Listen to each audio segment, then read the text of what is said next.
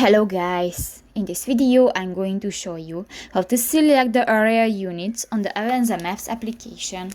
But first of all, I just want to mention, please don't forget to subscribe to our channel, because at 100,000 subscribers we are going to show you our YouTube revenue statistics and growth strategy, how to make money online. So let's jump into it. First of all, open the application on your device.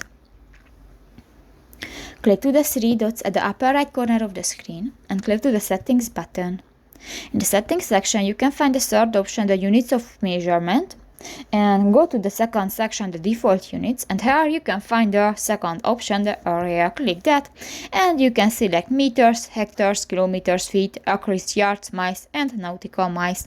And just select one. For example, I want to set the kilometers, and just click to the circle icon, and done. So that's pretty much it for this video, guys. See you in the next one. Bye bye.